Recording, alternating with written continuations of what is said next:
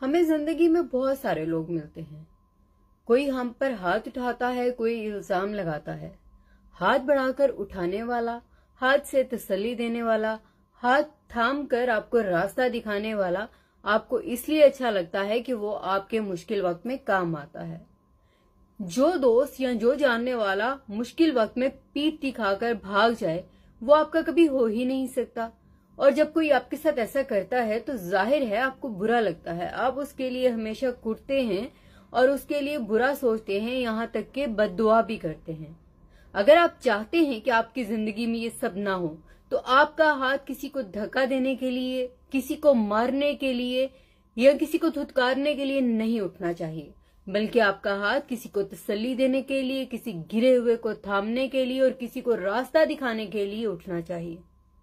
आप अगर चाहते हैं कि आपके रास्ते में कोई मुश्किल ना आए, कोई बंदा आपके रास्ते में पत्थर ना अटकाए, मुश्किलात पैदा ना करे, तो उसके लिए दूसरों का रास्ता आसान कीजिए, दूसरों की मुश्किलात दूर कीजिए, दूसरों के रास्ते में आए हुए पत्थर साइड पे कीजिए, तो आपको आपके रास्ते हमवार मिलेंगे।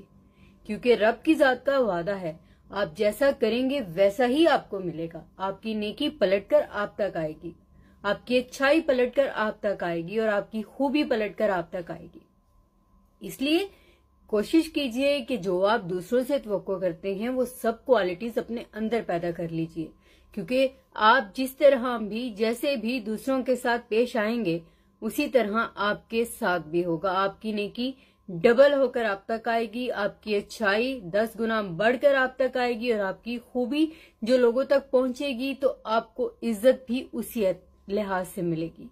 इसलिए अपनी जात में ये खूबी पैदा कीजिए कि आप कभी भी किसी तन्हा को अकेला तन्हा छोड़कर ना भागें, किसी गिरे हुए को मजीद ना गिराएं, बल्कि हमेशा लोगों के काम आए, लोगों के रास्ते क्लियर कीजिए, लोगों को तसल्ली और दिलासे के लिए हाथ उठाएं या शुक्रिया के लिए हाथ उठाएं। बहुत शुक्रिया।